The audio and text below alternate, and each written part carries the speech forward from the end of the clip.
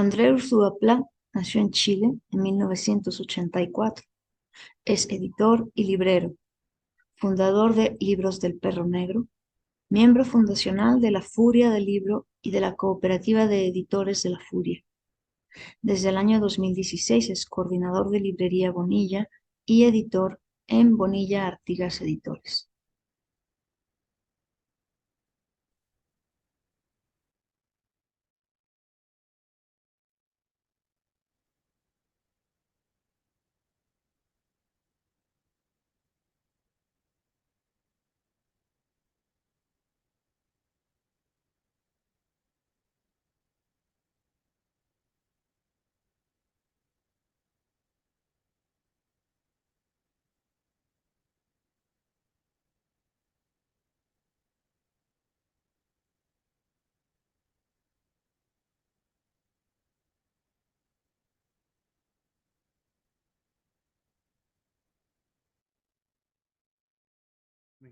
Ay, sí. Ahí estoy, ¿me escuchas?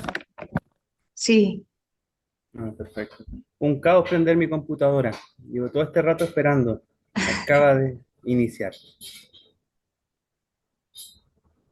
¿Qué tal? ¿Cómo estás? bien, ¿tú qué tal? Bien también. Pues André, bienvenido al preguntario, gracias por aceptar la invitación. Muchas gracias. Vamos, vamos allá. Nada más, antes si se nos corta esto, que dura como entre media hora, 40 minutos, si tienes tiempo de volver a entrar, Perfecto, sí, no hay ¿sí? problema. Mm. Va.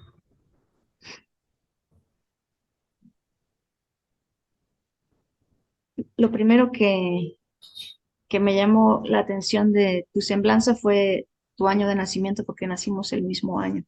Wow. Te ves Eh, más joven y yo me veo más viejo. no, si me ves de cerca ya no. Sí, te veo de cerca. Ahí sí. Sí, sí. 39 años ya. ¿En qué, en qué parte de Chile naciste, André? Yo nací en Santiago, Ujú. Santiago capital. Me crié en la Florida, que eso es una alcaldía de la zona sur-oriente, muy de clase media y bueno, y principalmente ahí fue mi desarrollo. ¿Qué fue lo que, bueno, a lo mejor ya me estoy saltando mucho trecho, pero qué fue lo que te trajo a México y cuándo llegaste por acá? Bueno, a México llego con la mamá de mi hija, mi ex, el año 2014 principalmente. Nos conocimos en actividades que tienen que ver desde el mundo de la editorial y de la poesía. Eh, y se fueron dando las cosas, ella le ofreció una plaza acá y yo me vine con ella en realidad. Y bueno, luego me quedé, por supuesto. Se me ocurre pensar, no lo sé, pero que eres, además de editor y librero, escritor. ¿Será que sí? Soy principalmente editor, o sea, eso es. Pero Es- digamos, ¿escribes? sí, pero siempre es desde el punto de vista del editor. Bueno, ¿cómo lo digo? No, me gusta estar tras la sombra más que expuesto a la luz. Que el escritor generalmente es quien debe estar expuesto. Me gusta más trabajar en silencio y, y claro, dar mis comentarios, todo ese tipo de cosas, pero es difícil porque uno como editor tiende a editar. Entonces, editarse es súper complejo. Es porque, Editarse. O sea, editar algo que escribiste tú. exactamente. Entonces uno empieza con textos gigantísimos y al final termina con un par de haiku o termina con un par de sentencias. ¿Por qué? Porque si uno empieza a decir esto sobra, sobra, sobra. Entonces, mi punto de vista principalmente es el de editor. Ujú. Ese es el concepto. Por eso, bueno, ¿algo publicado tengo? Sí. ¿Algo publicado vendrá? Sí. Pero yo prefiero editar a publicar. Ujú. Bueno, publicar. se puede ser escritor en la sombra, ¿no? Puede que haya alguien que escriba y escriba y escriba y no publique nunca, también. Exacto, exacto. Sí, ¿Y qué fue lo que te acercó a la literatura? ¿A qué edad? wow. Edad no sé, en realidad. Yo vengo de una familia también muy cercana a la cultura, muy cercana a la cultura, una familia de músicos. Y entre medio yo era el que leía, digamos. No digo que los músicos no lean, pero mis hermanos, por ejemplo, se dedicaron a aprender instrumentos musicales y yo me dedicaba a aprender historia del, del folclore o leyenda y todo ese tipo de cosas desde muy pequeño. Entonces, desde ahí comienzo yo. Luego estudio literatura en la Universidad de Chile, pero claro, ya venía con todo este bagaje y esta adicción principalmente por los libros. A mí me gusta ver todo el consumo de libros como una adicción, más que como esto, algo bonito, no, no es algo bonito, es algo que a uno le vuelve loco y le fascina. Ese, Claro, bonito no es la palabra, claro. ciertamente. ¿Qué sí sería bonito? Eh, claro, o sea, no es algo bonito, es algo necesario, algo adictivo. Yo por eso, Cuando dices ¿es necesario para el mundo? ¿Es necesario no, para ti? no, completamente individual. Esto Mm. es, como dice la canción, el mundo ya no necesita otra canción de amor, pero yo sí. O sea, no necesita otro libro el mundo, pero yo sí necesito estar leyendo otra cosa. Necesito encontrarme con una sorpresa nueva y verlo desde ese punto de vista. O sea, pensar de que un libro que escrito, editado por uno, desde el momento anterior, antes de la publicación, va a cambiar el mundo, no. Si llegara a cambiar el mundo, podría ser un accidente, pero el tránsito no debe ser, no debiera ser, no, este va a ser el mejor libro de la humanidad, no, o sea, si Ujú. llega a serlo, llega a serlo. Si no llega a serlo, puede ser un libro más, lo cual no significa que sea un desperdicio de tiempo o de inversión, es una necesidad, por eso hablo de que son necesarios, ¿Y habrá algo, necesarios para uno y para el lector, para cierto lector que puede llegar a encontrar el libro. para ti como lector, antes de ser editor, escritor o cualquier otra cosa, habrá algún libro que no haya cambiado el mundo, pero sí el tuyo, tu mundo? Uy, complicado. A ver, que no haya cambiado el mundo. Bueno, tal vez desde esta zona geográfica podría decir, eh, a mí Los Siete Locos y los Lanzallamas de Roberto Art me sacaron de, de la realidad y me pusieron en ella de otra forma completamente distinta. Porque digo desde el punto de vista geográfico, porque aquí Art no es tan conocido. Ujú, Entonces, en Argentina sí es Art, algo grande.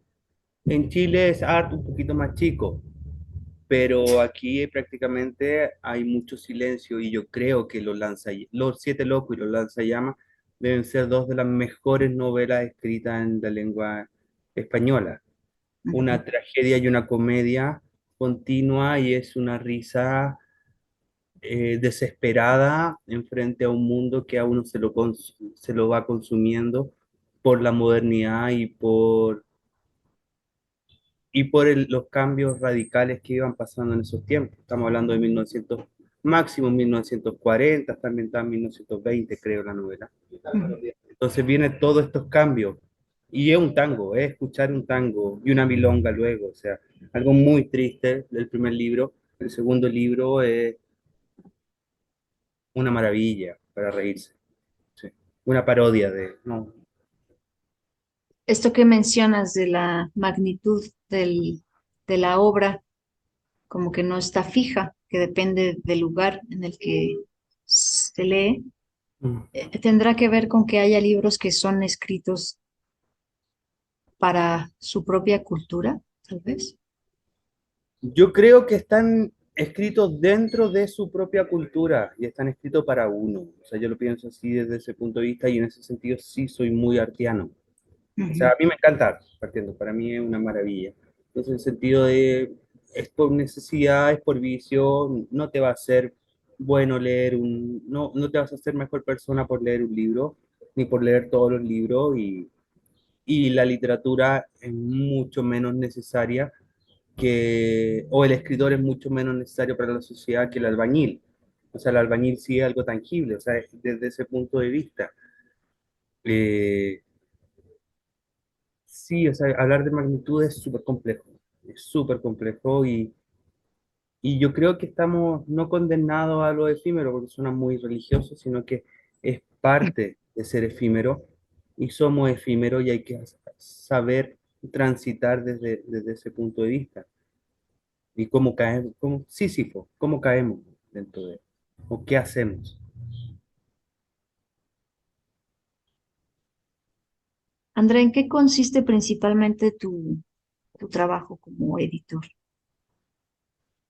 Depende, bueno, a ver, eh, el otro día estaba conversando con unos amigos ingenieros, no sé por qué llegamos al tema de la ingeniería industrial, que es una ingeniería que sabe mucho, o sea, poco de muchas cosas, en vez de, en vez de No esto, es especializada, claro, estaba hablando justo con un amigo que es civil en estructura.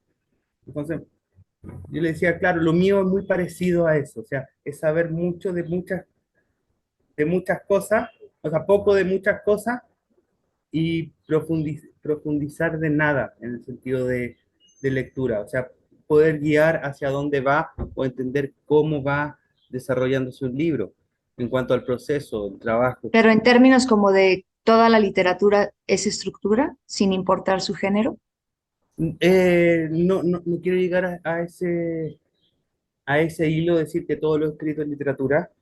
pero eh, no literatura, sino estructura. Todo lo escrito necesita ser estructurado de una forma o no, de otra. no, pero pero tiene su lógica interna. O sea, a mí me encantan lo caótico, me encanta, pero tiene su lógica interna. O sea, y para no sorprendernos si de repente aparece algo que rompe, o sea, es maravillosa esa sorpresa, pero entender por qué está pasando, o por qué, o no entenderlo sencillamente. O sea, estamos, por ejemplo, eh, pienso en toda la corriente de la conciencia, cómo va fluyendo, y de repente uno no entiende qué está pasando, pero lo está disfrutando. Y eso también Ujú. es parte del placer.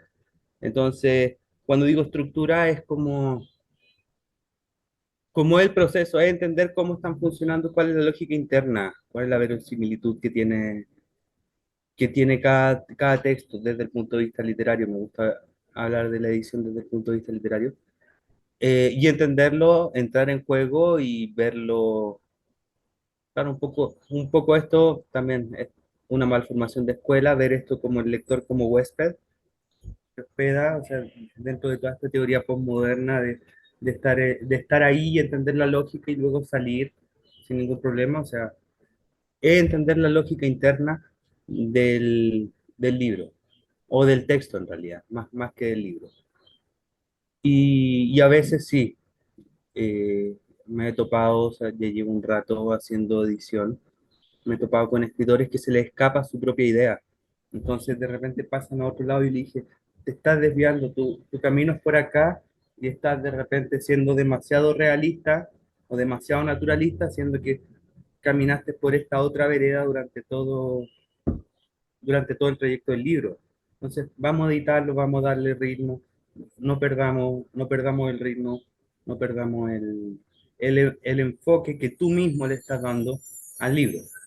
Y eso suele pasar como con escritores noveles o con cualquier escritor. Yo creo que con cualquier escritor, escritores experimentados, pienso allá en Chile y en Argentina, me decían que a ellos lo que les interesaba no era su texto, sino que era mi lectura. Entonces, en el sentido de que me pasaban el texto, yo lo corregía, se los presentaba y me decía, perfecto. ¿Por qué? Porque es una lectura nueva y una forma nueva de ver estoy recordando un par de poetas, de ver el poema. es una, Cuando hablas de tu lectura, hablas también de una especie de reescritura, o sea, tú propones esto, tú dices, exactamente, no sé si me gusta el ritmo, no sé si me gusta el, la forma que utilizan la puntuación, no sé si me gusta esto. Entonces, ujú, todo tiene que ser un diálogo. ¿Y por qué? Porque son lecturas nuevas y un texto para hacer un libro es un trayecto, una trayectoria bastante larga. O sea, eso uno tiene que entender. Yo no creo en los vates, en los poetas vates, que tienen la iluminación de Apolo y pueden vaticinar que viene en el futuro. No, o sea, ni el- siquiera Rambo. no, yo creo que Rambo un poquito tramposo porque sí estuvo practicando, y entonces ya la estructura ya la tenía. O sea, no es que él se haya editado, pero ver los poemas de los 14 años o las libretas de las traducciones del latín. Pero es que empezó a los 5 años, Claro, entonces. exactamente. Entonces, ya venía, o sea, Sí. ya venía, o sea, él mismo se iba editando. Es esto de, claro, como dice Andrés Morales, todos íbamos a ser Rambo en su momento. Ya cumplimos 18 años y se acabó Rambo. Entonces, ya tenemos que entrar al oficio, al oficio. Ujú.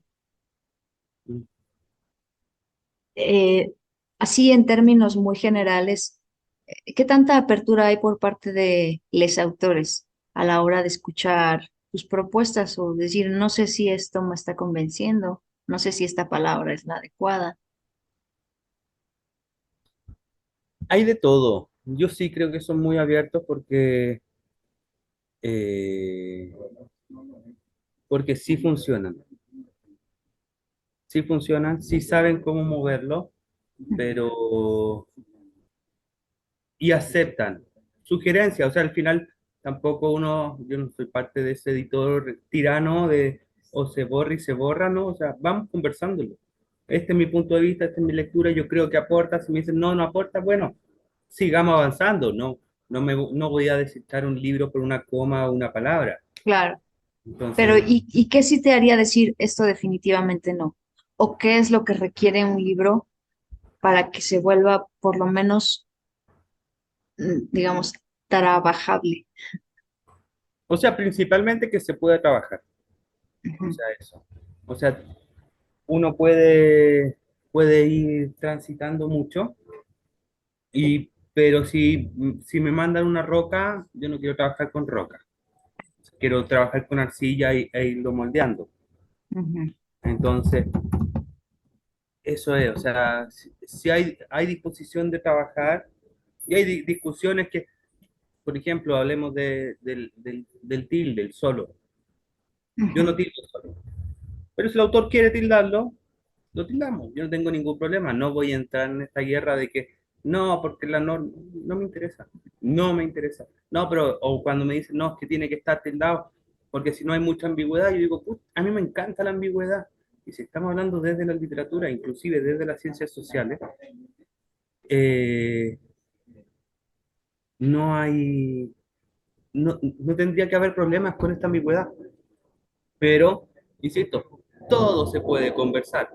Bueno, Yo por no- ahí podamos volver al tema de la adicción, ¿no? Si uno se volvió adicto a la tilde de solo, que es mi Exacto. caso, por ejemplo, no sé si adicta, pero muy enamorada, como de, no, no, no, no, no me hagan esto.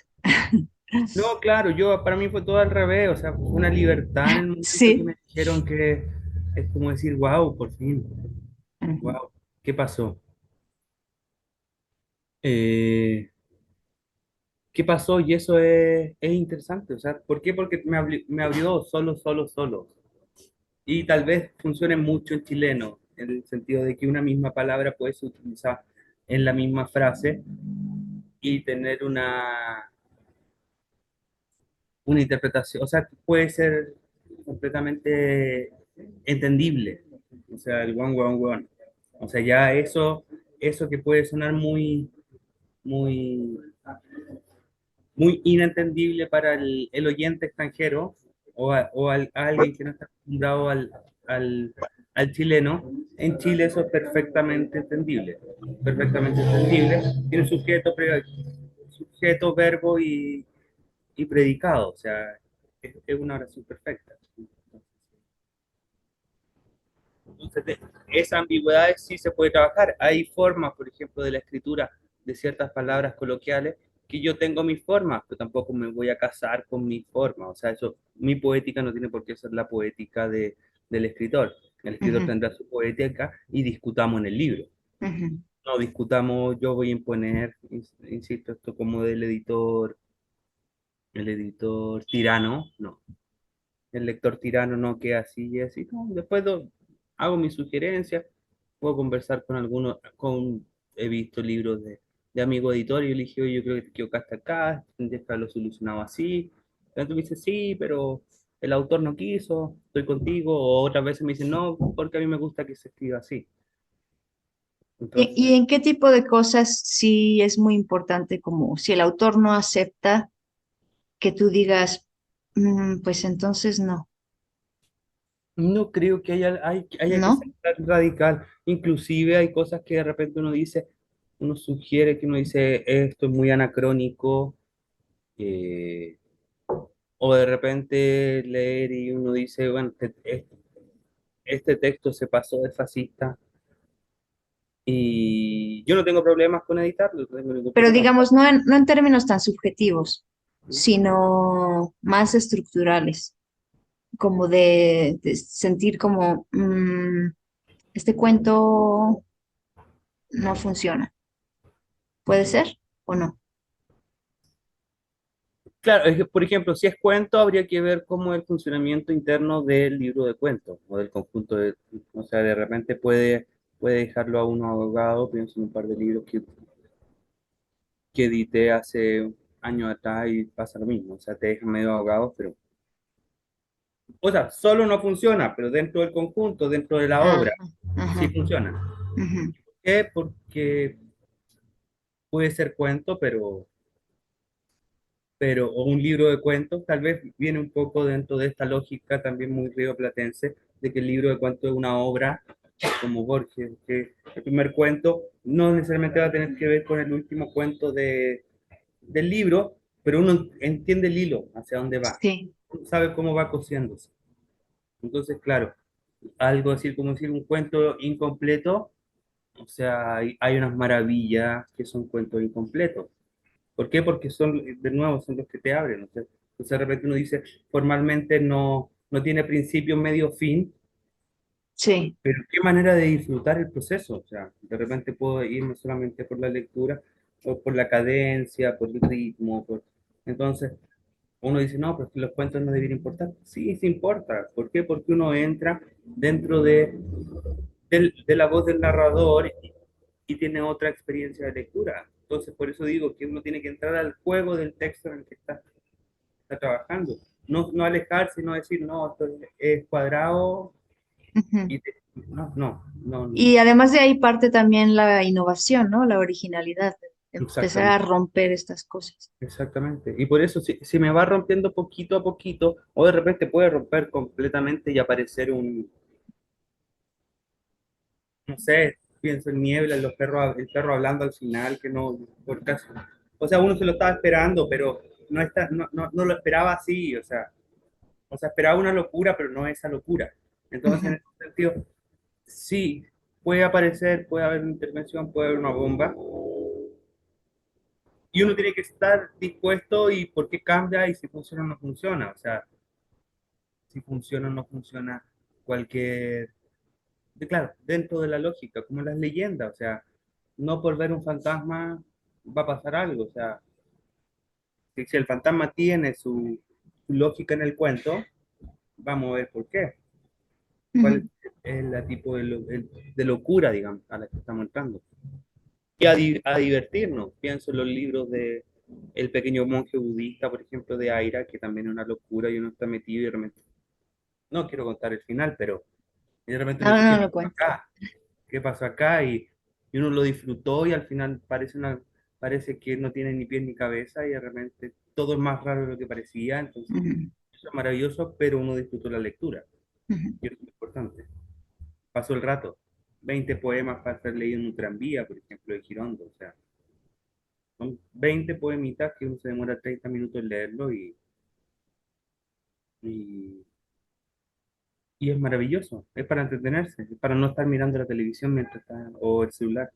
Pues mira, hablando de esos artefactos, te quiero preguntar si tú has leído o estarías dispuesto a leer, por ejemplo, una novela escrita por inteligencia artificial.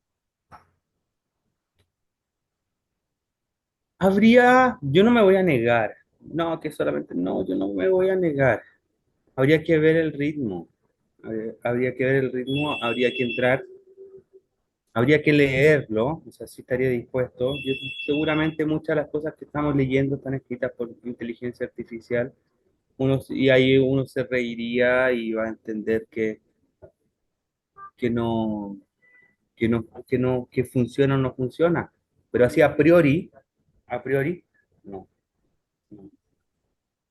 O sea, a priori no, no me negaría a eso. A priori no me negaría. Y a Sí, publicar, si te gustara algo, eso, publicarías un eso es libro. más complicado, dependiendo de cómo. Ahí sí, dependiendo de cómo. Publicar inteligencia artificial, habría que, insisto, ya es un tema más poético que un tema, digamos, más, a ver cómo. Si hay todo un mundo, si hay todo un mundo que quiere decir que vamos a mostrar cómo funciona la inteligencia artificial, hay un movimiento o inclusive hay un autor que diga que funciona así, o un editor-autor, porque en realidad la inteligencia artificial también tendría un autor per se, o sea, alguien que da los pequeños rasgos hacia dónde quiere que vaya la historia, o Ujú. una forma de filtro, que puede ser un editor o todo esto, pero sí al mismo tiempo funciona como autor. Puede ser sumamente interesante ver principalmente los niveles de lectura o los niveles de manipulación que se pueden ir haciendo. Entonces, porque no es que la inteligencia artificial un día se siente y dice voy a escribir y me voy, no, o sea, Yo creo que sí, pero en este momento por lo menos está funcionando desde el punto de vista, y quiero que un directrices. caballo corriente, claro, o sea, hay ciertas líneas que van funcionando o, o hacen las correcciones. Yo sí me entretuve un tiempo, a principios de año creo, escribiendo pequeñas cartas, digamos, o sea, o pequeños mensajitos en estas aplicaciones de inteligencia artificial y ver cómo las estructuraba. De repente también está muy nueva y todo eso, entonces uno la editaba, las miraba y decía está mal escrito. O sea, está Ujú. correctamente escrito, pero está mal escrito porque no se entiende. O Ajá. sea, porque se cambió esto por esto, en realidad como que le falta muñeca, por decirlo desde ese punto de vista. Pero eventualmente eso va a desaparecer. Y hay que saber cómo, quién va a ser el editor desde ese punto de vista, y el editor autor. O sea, cuál va a ser el, el camino que va a seguir la escritura. O sea, Y descubrir si será capaz de suplir un elemento que podríamos llamar, sin ser religiosos, espiritual, ¿no? Como hay algo que transmite la literatura, sobre todo algunos géneros literarios que podríamos llamar espirituales.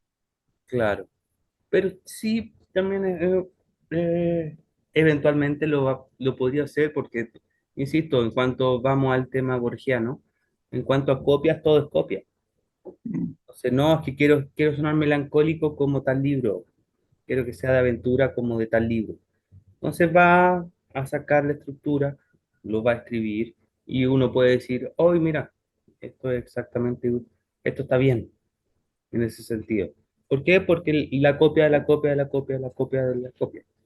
O sea, ay, se me olvidó cómo se llama, es el inmortal, creo que se le olvida que escribe los libros, cuento de Borges.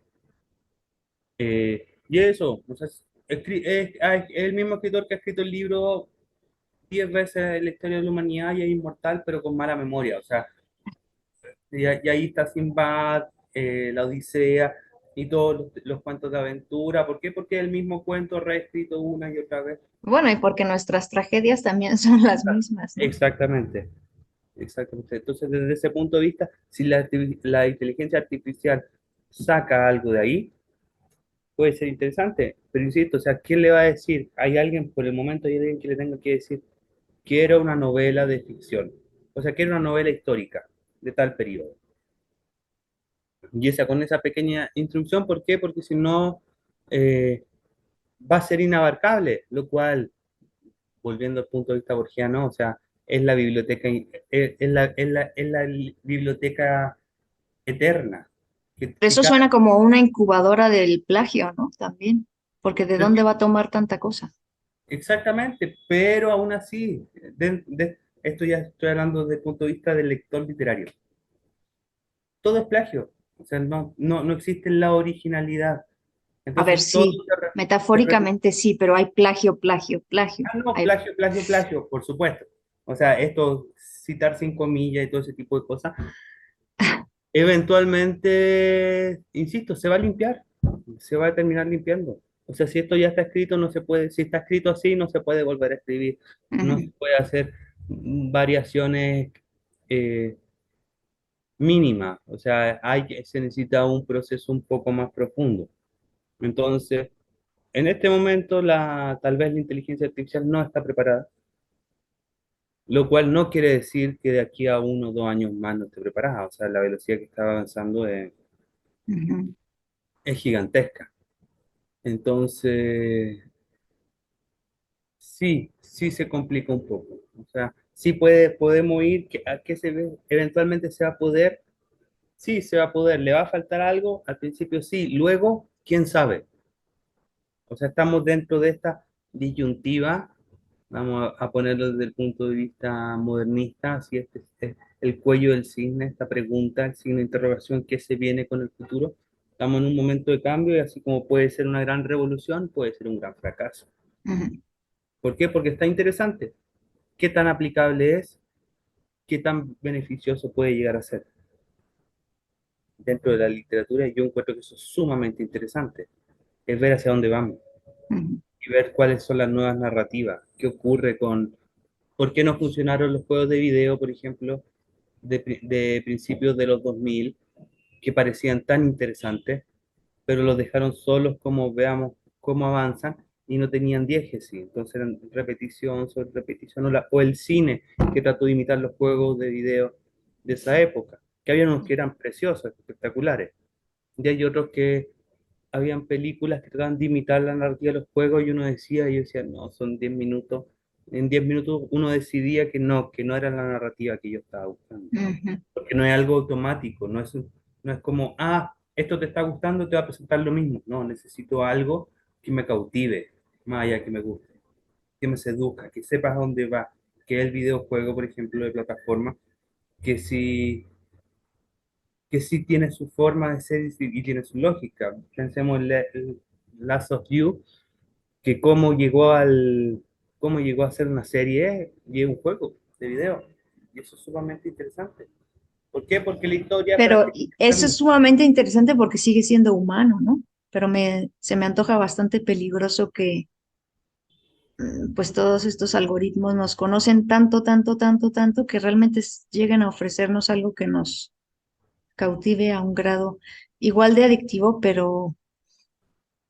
Es que pero ya no nos une unos a otros. O sea, tú ya no comulgas con la persona que escribió ese texto o hizo esa película. claro, pero por ejemplo, eventualmente también, o sea, dentro del mucho conocimiento, si me dan exactamente lo que yo quiero, tampoco me va a gustar. O sea, dentro de eso, uno es humano y puede, así como te puede gustar algo un día y, ay, me encanta, piensa igual como yo, al día siguiente decir, ya no lo soporto, piensa lo mismo que yo. O sea, eso, o sea, ¿cuánto enganche tiene? ¿Qué tipo de seducción va a Ojalá. llegar? Eso es relativo y va a ser personal, o sea, va a ser sumamente subjetivo. Puede llegar a las masas, uno puede decir, no, los grandes bestsellers que uno los lee y uno dice, esto no puede ser lo que se esté leyendo, ¿por qué? Porque a mí me aburre. Pero tal vez sea yo el del problema, porque si al resto le gusta, algo entenderán. Pero Mm. de repente la gente cambia y dice, no, ya tampoco me gusta. O sea, y hay autores que yo no voy a decir, Pero que te son muy delata la importantes, sonrisa. claro, son muy importantes, que todo el mundo ha leído, Y sí, yo no he podido leer sus sí. obras maestras. ¿Por qué? Porque digo, yo no puedo entrar al juego, me aburro. Y así Ujú. pasa exactamente lo mismo. O sea, no somos un estándar, no somos una masa, tenemos diferencias, tenemos particularidades, que eso es lo que lo hace lindo, creo yo, las múltiples lecturas. Ujú. Si no, nos sentamos todos y repetimos exactamente lo que se dijo hace 200 años y no nos movemos de ahí. O hace Y 500. además desaparecerían los libros y la música y Exactamente. No demás. hay variación. Sí. Entonces, no, pero si es perfecta esta obra, sí puede ser perfecta, pero no me gusta. O Ujú. puede haber una obra que sea completamente imperfecta, pero me gusta. Sí. Pasa exactamente con la música, ¿no? Que dicen, no, que la música ahora está muy horrible, que cómo pueden escuchar los niños esto y tal. Yo sin ser fan de toda la música nueva, yo digo, algo le encontrarán, por algo es. Hay algo ritmo y algo animal que está en la música de ahora que se había perdido hace 10 años atrás, o hace 15 años atrás. Y pasó lo mismo en los 70 con el punk. O sea, es la música más sencilla de hacer y más ruidosa, pero generó un movimiento artístico gigantesco dentro del ruido, como para decir, ya no quiero más, ya no quiero esta melodía bonita, no quiero esta belleza, necesito algo más violento, algo que tenga sangre. Algo Expresar otras cosas, ¿no? exactamente, Otras pulsiones. exactamente. Ujú. Entonces, uno puede estar de acuerdo o no de acuerdo con la música actual, o sea, pero si la gente quiere expresar algo artísticamente hablando, están todo su derecho, y si la gente lo goza, no, y si les va bien, mejor por ellos, no, pero es que son mala influencia. Todos somos mala influencia de todo, y mi punto de vista es que los libros también son una pésima influencia para la gente. O sea, yo terminé acá en México en una librería o sea, mi camino fue llegar a esconderme en una librería en México, ¿A esconderte de qué, André? del mundo entero, porque me dediqué a leer desde ese Ujú. punto de vista. O sea, leyendo llegué hasta acá. ¿Y te sientes muy extranjero? A ver, no muy extranjero. Es que uno es extranjero, pero uno desde ese punto de vista, uno también, ya, y no me voy a poner de estas frases hechas de que uno es extranjero en todos lados, pero al final, ¿qué puedo decir? Extraño la cordillera, eso era mi seguridad. O sea, sí extraño el terreno, mi terreno, sí he hecho de menos la Florida, que debe ser una alcaldía tal vez horrible, pero es levantarse con un muro blanco delante, que es la cordillera gigantesca, y uno siempre está ahí, sí lo extraño. Pero dentro del mismo Santiago voy al sector poniente y ya no Ujú. veo la cordillera. Entonces también siento este mismo abismo. Entonces, ¿qué he hecho? He hecho de menos un sector. He hecho de menos a la gente, por supuesto que he hecho de menos a la gente. Acá, sentirse extranjero, ya tengo un lenguaje intermedio. Ni siquiera tengo un lenguaje chileno o mexicano, Ujú. o viví en Monterrey o norteño. O sea, Ah, viví en Argentina también. Entonces, tengo una forma de hablar que es puntual. ¿Por qué? Por las particularidades. Entonces, siempre me voy a sentir extranjero. Llego a Chile y me dicen que hablo como extranjero. Voy a otro país y me dicen que no hablo como chileno. Entonces, siempre uno siempre es extranjero, y identificarse con algo es súper complejo. A mí sí tiro muchos chistes de las tradiciones chilenas, sí me gustan muchas tradiciones chilenas, que principalmente o culturalmente son cosas que las tengo, o sea, vengo desde el folclore. Eh, pero no por eso, de nuevo, va a estar escrito en piedra, no por eso no, que soy extranjero, sí, soy extranjero tanto como lo soy en Valparaíso, que queda a 200 kilómetros de Santiago, como lo soy en, en Monterrey o en Sonora, que está a 8.000 kilómetros de mi casa. sí. Entonces, soy tan extranjero de un lugar como de otro. ¿Por qué? Porque yo necesito el cerro, me encantan los cerros, necesito el frío, necesito el río que va bajando, necesito el bosque. Y el bosque frío, o sea, acá también hay bosque y todo eso, pero no es lo mismo. O sea, son pequeños detallitos. Necesito salir, necesito eh, esta gente que está dentro de lo mismo, que de repente dice, ay, me quiero ir, pero al final se van 2 o 3 meses y lo primero que llegan a decir es, qué linda es la cordillera. Así, o sea, necesito que prácticamente, o hay un temblor, un terremoto y uno decir, hasta aquí llegué, pero no por eso voy a parar. O sea, uno tiene siempre la concepción, o sea, sí echo de menos ese sentido catastrófico de la supervivencia de Chile. Sí. Aquí existe, sí, pero es distinto. Aquí no, aquí uno cuesta, por ejemplo, pensar que uno está preparado como chileno a que en cualquier momento pueda haber una tragedia, y una tragedia natural, o sea, un terremoto. O sea, en cualquier momento hay un terremoto. Ujú. Y uno siempre va caminando y va mirando dónde se puede.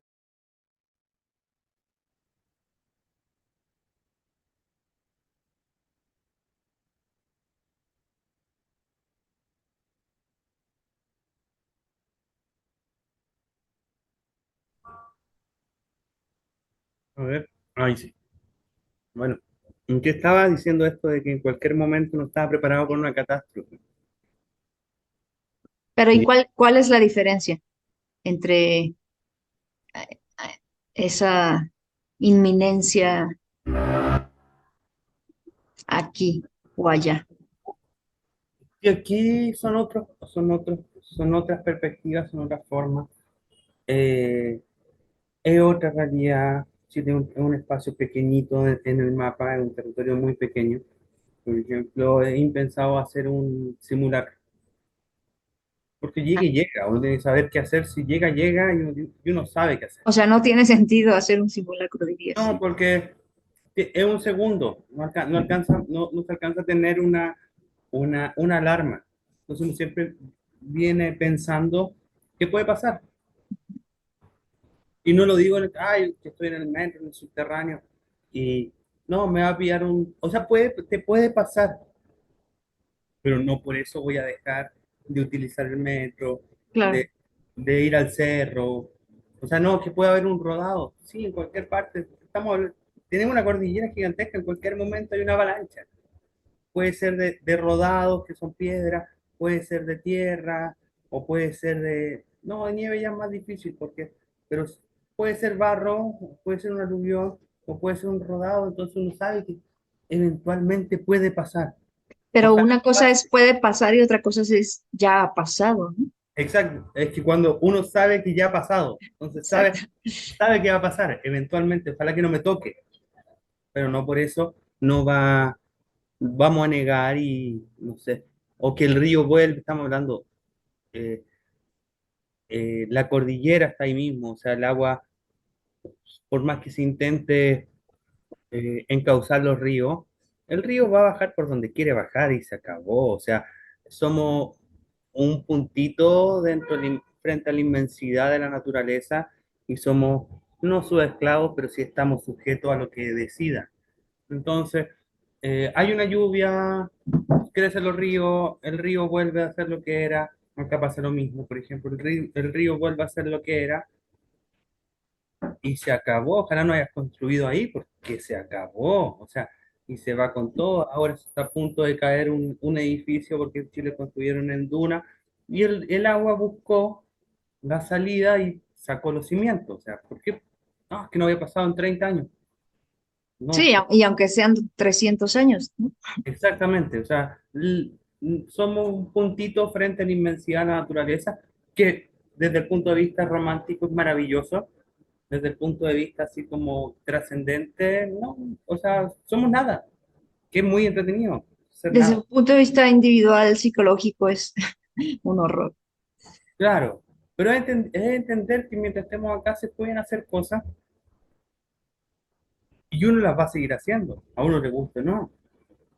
Pero, ¿por qué? Porque de nuevo, es Sísifo. O sea, llego hasta arriba, se cae la roca, vamos de nuevo para arriba. Se cae, vamos de nuevo. ¿Y por qué? Porque hay que levantarse. O sea, tampoco nos vamos a echar a morir porque estamos, no quiero decir condenados a vivir. Pero, Pero, y ni es tan fácil claro, echarse a morir. exactamente, no podemos echar a morir porque hay que seguir nomás. eventualmente estaremos más tranquilos, eventualmente estaremos peor. Y entonces dentro de la edición, por ejemplo, pasa exactamente lo mismo. Son ciclos, son Ujú, ciclos, son ciclos. De repente uno dice, yo necesito encontrar un libro de estos que me los leo como lector en un segundo, ujú, en una sentada y todo ese tipo de cosas. Sí, voy encontrando cosas, pero ya tanto mi nivel de resistencia, digamos, un poco los libros que me dejan maravillado con su escritura, que me, que me dejan perplejo como lector. Entonces, también, yo estoy muy cercano al libro, voy haciendo libros constantemente, tengo una lista de producción gigantesca y, y es complejo ya con esta saturación poder definir o decir este me gustó o este no, porque eventualmente todos me gustan por algo están siendo publicados, pero yo necesito algo que me asombre, o sea, como decir, este libro me cambió la vida, ujú. aunque sea un segundo. ¿Y qué es lo que te suele impresionar más? ¿La manera en la que está escrito, de lo que habla, todo en su conjunto? Es que todo depende, o sea, pienso, por ejemplo, ya dije, está Feliberto Hernández, que también me mató de los cuentos de Feliberto Hernández, yo me lo digo, no son muchos, pero me lo digo unas 20 veces los cuentos completos y todo ese tipo de cosas. ¿Por qué? Porque para pasar el rato. Dependiendo, también, por ejemplo, está todo el fenómeno Bolaños, y en un momento fue muy Ujú, bolañesco. Está todo inclusive, todo el periodo Bukowskiano, que es entretenido, hay que vivirlo en su momento, y hay que saber, y hay que darle una lectura, que es muy necesario, creo yo. Entonces, ¿qué es lo que algo me sorprende? ¿A qué voy? De repente puedo, como te digo, puedo estar leyendo Girondo, que es una descomposición total del lenguaje, la más médula, una maravilla del libro, o de repente puedo estar leyendo y me puede sorprender cosas tan, tan estructuradas como coplas, o sea, todo depende de qué esté buscando y cómo me toma el libro en ese momento. O sea, podemos desarmar y destruir el lenguaje o podemos ser completamente correctos y de repente llego acá y saco un libro de Lope de Vega y uno dice que es una maravilla leerlo. O sea, estamos hablando de formalidad, así, al sí. máximo. Ya hay otras veces que sí puedo estar leyendo Girondo o todos los poetas. Pienso en Rodrigo Lira, por ejemplo, el chileno, que también descompone, que son todos muy parrianos, o sea, tapar. Entonces uno siempre está transitando entre uno y otro lado. ¿Qué es lo que me gusta? No me voy a casar con una escuela tampoco, Ujú, sino que vamos, si me gusta, me gusta, si no me gusta, no me gusta, o no estaré preparado para ese libro en su momento. ujú. Algún día llegará, como estos grandes libros que no he leído y que no me interesa leer. Y de esos grandes libros, mira, te vuelvo a ver la sonrisa pícara. ¿Alguno se podría confesar o no? O sea, Rayuela, yo nunca he podido leer Rayuela. Ah, Estamos hablando de un libro. A mí me encantan los cuentos de Cortázar, Rayuela no he podido entrar. Me la he comprado 3 o 4 veces. No puedo. No me maravilla. Ya digo, tal vez el momento, tal vez tenía las expectativas muy altas cuando comencé a leerlo. Y después dije, no es tan maravilla, no me golpeó. No fue un golpe que yo era lo que necesitaba.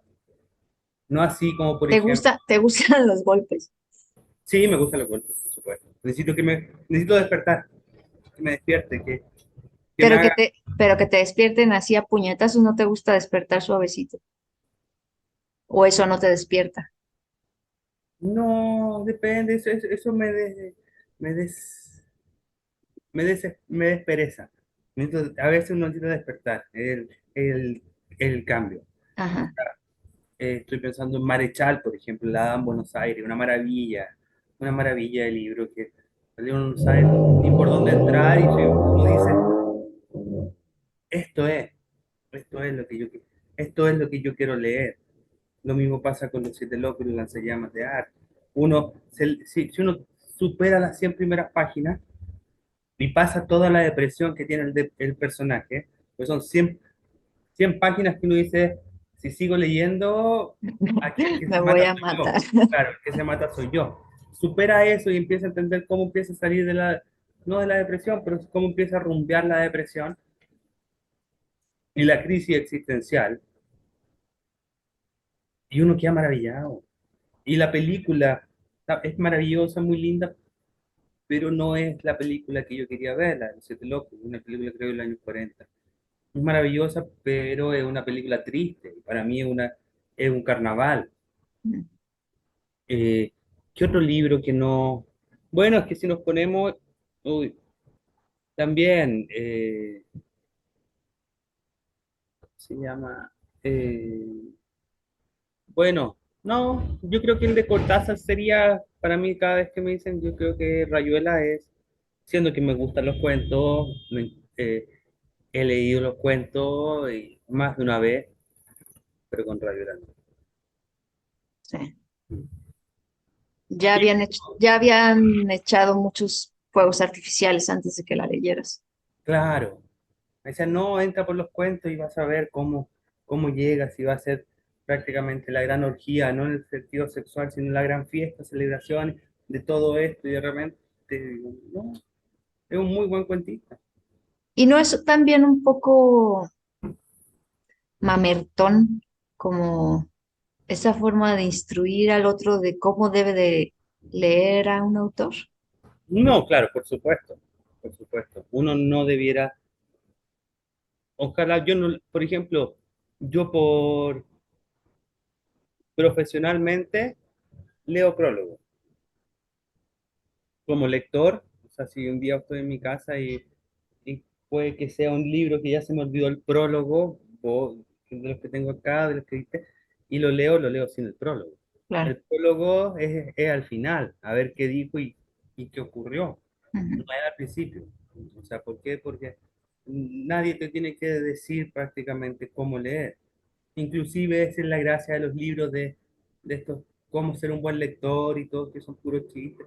El lector, los mandamientos del lector, el lector tiene, ¿cómo es? El lector puede no leer, o sea, el primer mandamiento, puede dejar de leer cuando quiera. Entonces, también es un chiste porque es una imposición, son reglas que te dicen no siga las reglas. Mi hija ahora le compré un libro que se llama Destroza este libro, y la primera página dice, ¿puedes seguir las instrucciones o no?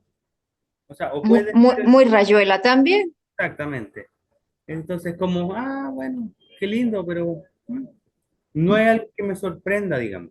Ujú. Ya, esto ya no es una especie de, de cambio, todo se vio y de repente uno dice con Feliberto Hernández, ya está. O sea, Feliberto ya lo dijo y lo dijo hace 100 años y Mueble del Canario, uno de los grandes cuentos de la literatura hispanoamericana, que es muy actual en el sentido de que habla de la publicidad mientras uno está en un camión y cómo te inyectan la publicidad y cómo uno se hace adicto. Entonces uno dice, se escribió hace 100 años y parece fresquito, parece escrito hace una semana. O sea, prácticamente todo ya estaba dicho. O sea, la hortensia sí, que creo que se llama la hortensia, eh, son, es, es lo que se está desarrollando ahora, que es la sexualidad por medio de muñecas. Y entonces tiene toda su lógica y de repente de nuevo, está escrito hace 100 años. Y él ya estaba pensando en eso. ¿Por qué? Porque tenía su grado de locura y de repente uno dice, ay, mira qué lindo esto. Ah, sí, está bien escrito. Por eso uno, uno se va más por la escritura que por lo que se está diciendo. ¿Por qué? Porque si uno se pone, borgianamente hablando, está todo escrito, entonces lo importante es cómo se va contando la misma historia. Claro. Entonces sí, sí, o sea, no, que te dice advertencia al lector, también lo dice Parra, o sea, en poemas y antipoemas dice advertencia al lector, que te dice, así se tiene que leer este libro, que es un chiste al mismo tiempo. Entonces sí, es complejo.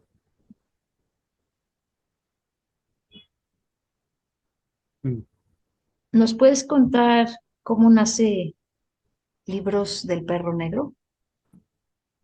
Uy, bueno, principalmente Libros del Perro Negro nació como nacen todas las editoriales independientes y como corresponde. Eh, luego de, Voy a decir lo más feo posible porque suena tan lindo. Luego de estar dando vergüenza durante mucho tiempo, yo había vuelto de Buenos Aires, había estudiado edición allá, y eventualmente estaba en esto de la zozobra, de no saber qué hacer, de tener que conseguir trabajo. No quería ser profesor, o sea, eso estaba completamente decidido. Y lo único que sé hacer, bueno, sé coser y sé leer, Coser. coser. Entonces, trabajaba cosiendo, pero necesitaba algo más. Y, y luego de una borrachera con un amigo, estábamos en la misma, o sea, prácticamente estamos hablando, la comenzamos muy chica, muy chicos, la editorial, yo tenía 23 años, entonces era como 23. 23 o 24 años, sí. Dijimos, ¿qué hacemos? Ya le estamos dando vergüenza a nuestros papás, tenemos que hacer algo. Tenemos que justificar los años que, grandes comillas, invirtieron en nosotros con los estudios, con todo ese tipo de cosas. Hagamos una editorial. Y podría haber quedado perfectamente como si hubiera sido una, algo momentáneo, o sea, una idea de borrachera. Sí. Pero parece que sí estábamos lo suficientemente desesperados por hacer algo que comenzamos. Y comenzamos y comenzamos y eso comenzó el 2009 y duró prácticamente hasta el 2019 ininterrumpidamente. Después del 2019 todo se puso un poco más difícil, pero ininterrumpidamente hasta el 2019, durante 10 años, yendo a ferias, haciendo cosas. Pero y todavía podemos conseguir libros del Perro Negro. Eventualmente sí, yo aquí como libro del perro negro, eventualmente en una que otra feria todavía me quedan algunos libros, pero novedades, Mm. la última novedad creo que tiene un año, entonces ese sería como el conflicto. Y yo no lo imprimía acá, sino que se imprimía en Chile. ¿Y el nombre surgió en la borrachera también? Principalmente, esto también, existen muchas teorías. El perro negro es un símbolo cínico. Yo desde lo artiano claramente vengo desde allá. También es una de las manifestaciones de Mefistófeles en el Fausto. Mm. O sea, y existe todo esto.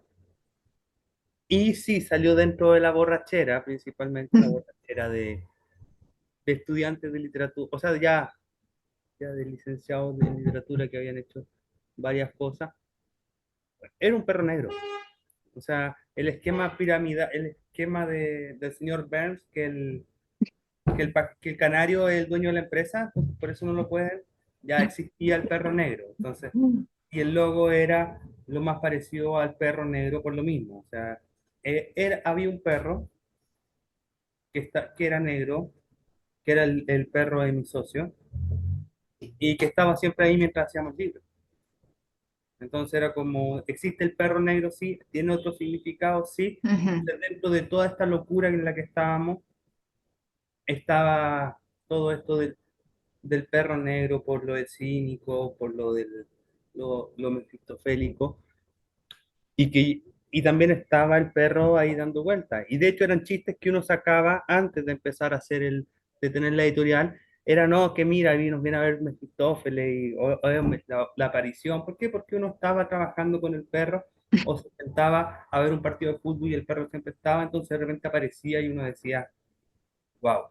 O lo mismo en la época cínica, también lo mismo.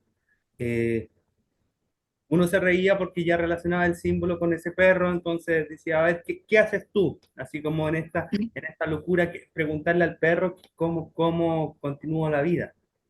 Entonces sí había todo un diálogo constante en ese sentido. Muy paródico de nuestra, tal vez no desgracia, pero de nuestra inseguridad de no haber triunfado como se supone que uno tendría que triunfar al salir de la licenciatura, porque es lo que a uno le venden durante primero los 12 años, los 12 juegos, como llaman los prisioneros, y después vienen los 5 de la universidad. Entonces uno termina en 17 años de estudio para estar, o sea, no saber hacer absolutamente nada. Todo lo que aprendiste no te sirve para nada. Entonces, ahí uno tiene que saber cómo enfrentarse. Y también, de nuevo, esto es mucho hilo negro. O sea, esto ya se venía sabiendo hace más de 100 años. O sea, por eso son tan actuales los libros de principios del siglo XX. Porque la misma duda es lo que está pasando ahora.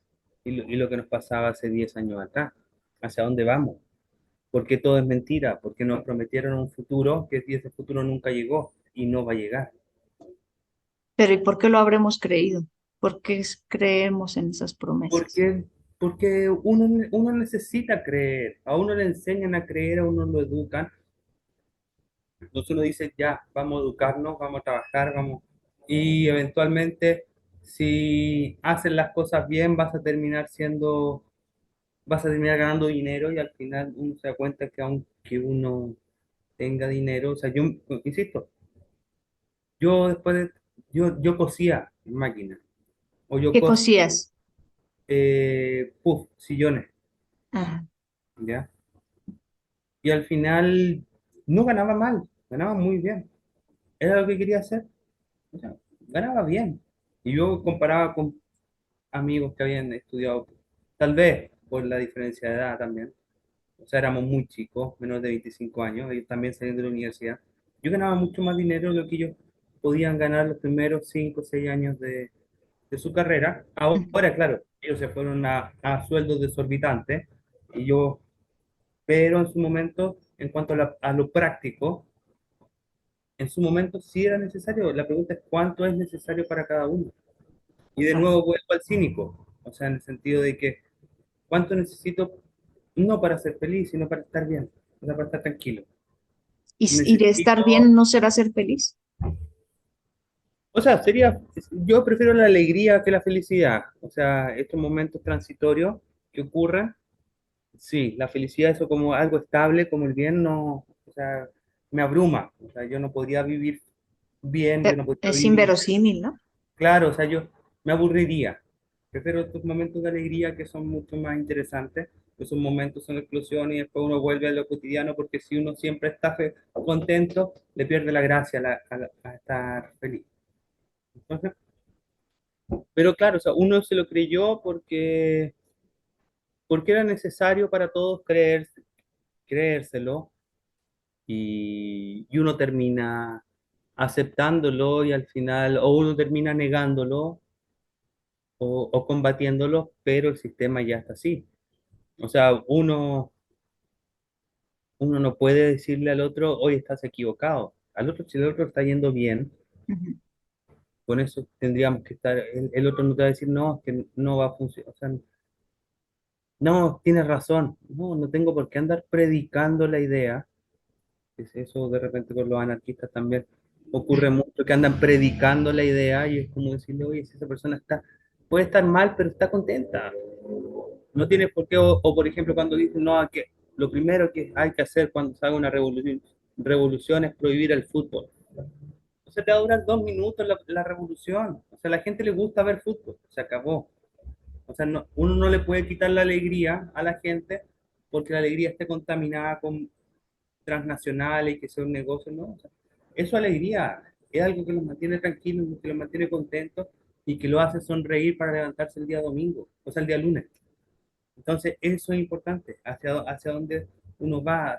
Eh, la gente sí, uno estudia, trabaja, eh, y se muere prácticamente. Uno tiene que saber cómo lo va haciendo. Y uno tiene que tomar la decisión y tiene que tener, al menos si no el control de las cosas que pasan, sí el control de cómo uno medianamente se va sintiendo. Y si a uno le conviene o no le conviene. André, ¿qué es la furia del libro? La Furia del Libro es la feria de editoriales independientes, yo creo que más importante de Hispanoamérica. Eh, un movimiento muy interesante, cómo se gestó. Yo últimamente no he ido, desde el 2015 creo que fui a darme la vuelta la última vez, no, 2014. Y éramos en un principio unas cuantas editoriales con esta misma inquietud que estoy hablando, editar porque yo creo que se debe leer, y que se empezó a hacer paralelo a las actividades más oficiales. Durante los últimos años, bueno, ya hace bastante años atrás, empezó a crecer, a crecer, a crecer y ahora se convirtió en una de las en la feria más importante de Chile. Y estamos hablando que es una feria de editoriales independientes. Ujú. O sea, eh, digamos, atendido por su propio dueño. Cada editorial está atendida por su propio dueño. Y entonces ahí uno empieza a encontrar toda esta gama de diferentes proyectos editoriales, literarios, académicos, hechos desde la independencia. La pregunta es: ¿qué es independiente? Son preguntas que uno se viene planteando con años y años y años. ¿Quién puede entrar? ¿Quién no puede entrar? Entonces, la Furia del Libro fue un movimiento, uno de los tres movimientos de editores en Chile. O sea, deben haber más, por supuesto, pero habían tres muy estables. Y que en su última, creo que en su última,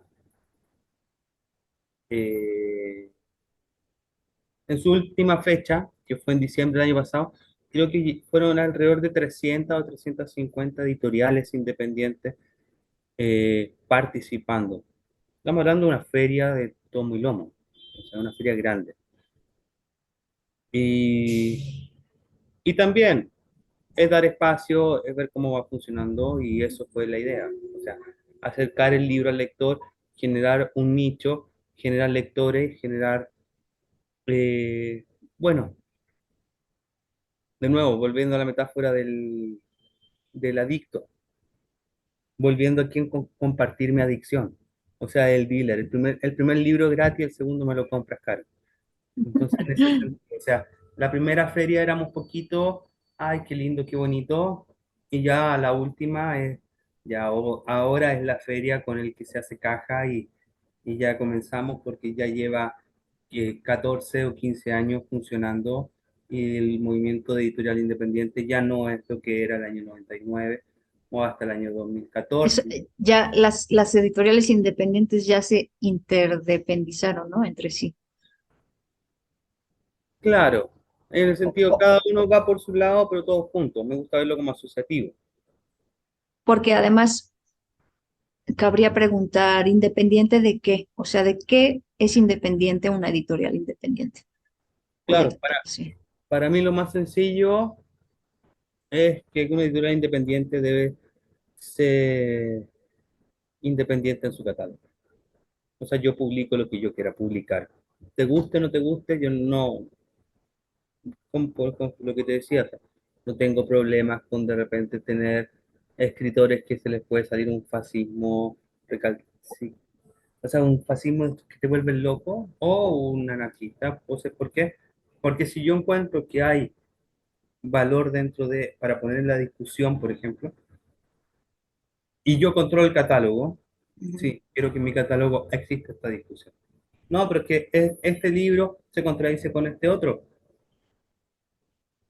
pero la discusión se está dando dentro de mi editorial. ¿Por qué? Porque no me interesan los libros, me interesa la discusión que se están dando en los libros. Entonces, ¿qué independiente? Es controlar el catálogo. Y que eso es sumamente interesante. En el momento de que a uno le impongan un catálogo, ya sea eh, estatal, cultural, socialmente, uno deja de ser independiente. Yo puedo estar completamente de acuerdo con la cultura actual y no por eso voy a publicar solamente cosas que le parezcan bien a la cultura actual, pensando sobre todo que estamos en un momento de cambio de moral, que la moral puede transcurrir hacia cualquier lugar.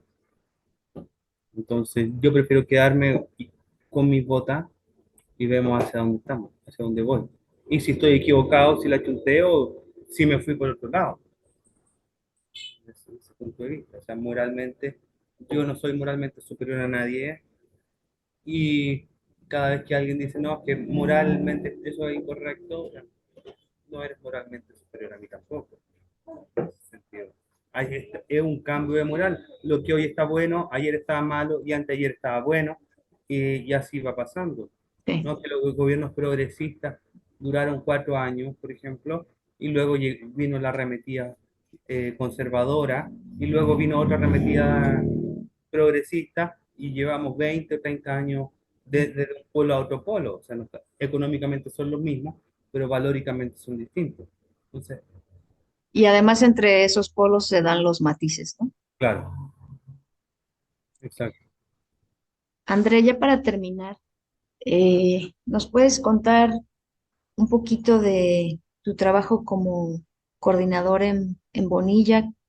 ¿Cómo funciona Bonilla? ¿Qué podemos encontrar ahí, además de tantos títulos, los eventos Mm, que se le ofrecen al público y demás? claro. Aquí, ahí ya son dos caminos. O sea, uno como coordinador editorial, otro como coordinador de tienda. Eh, Como coordinador editorial, bueno, tenemos una gran cantidad de libros de distintas temáticas que mm, bueno, que los vamos curando, porque no quiero decir que la recomendación viene muy de cerca, pero sí están bastante interesantes. ¿Por qué? Porque lo que te decía, tratamos de controlar el catálogo y es publicar lo que yo, si bien no en el 100% lo que yo quisiera leer, sí lo que yo quisiera que el resto leyera. O sea, y vuelvo a esto, a esta Como el discusión. fútbol, ¿no? A lo mejor a ti Claro, no te gusta el fútbol, pero a claro, otros.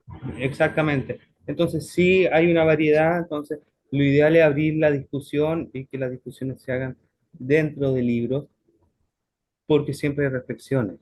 Entonces puede haber un tema que yo no maneje mucho, estoy pensando en economía, pero hay una o dos cosas que me pueden interesar y que nos interesan y el libro va saliendo y te abre un poco la mente.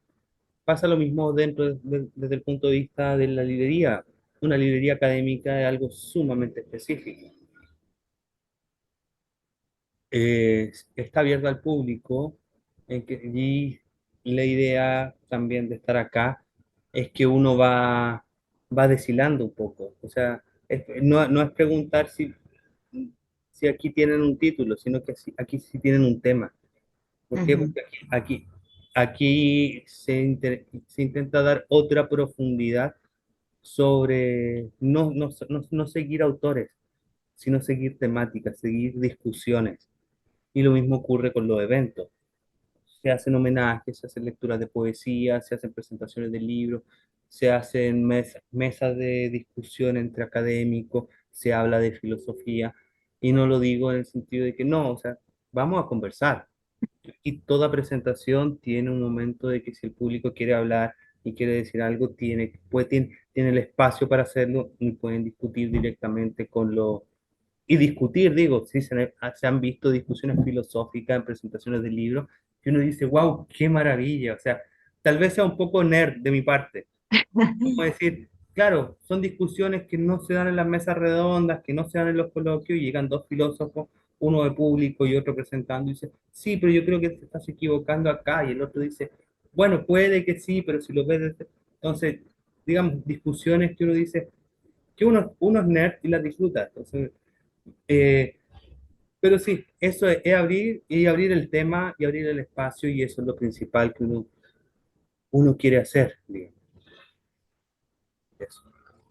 pues yo te quiero felicitar por tu trayectoria, agradecerte este tiempo, esta charla y también bueno, esto ya es más personal, ¿no? Que con nosotros fuiste un anfitrión muy amable y muy atento.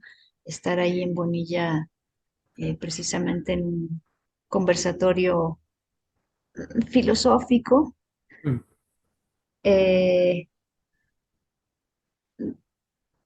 fue un espacio como muy acogedor para, para eso. Yo creo que para nosotros de este lado de la mesa y también para el público. Bonilla es un lugar incluso físicamente muy acogedor, muy bello. Y yo invito pues a toda la gente que escuche esta charla a que se den una vuelta por ahí, a ver qué encuentran. Muchas gracias. Muchas gracias. Gracias también a ti por la invitación y lo pasé muy bien, una muy grata conversación en tu momento. Gracias, André. Espero no haberlo aburrido mucho. No, en absoluto. Y si se aburren, pues será su problema, ¿no? Nosotros nos la pasamos bien. Perfecto, sí, por supuesto. Gracias. Nos vemos, adiós. Hasta pronto.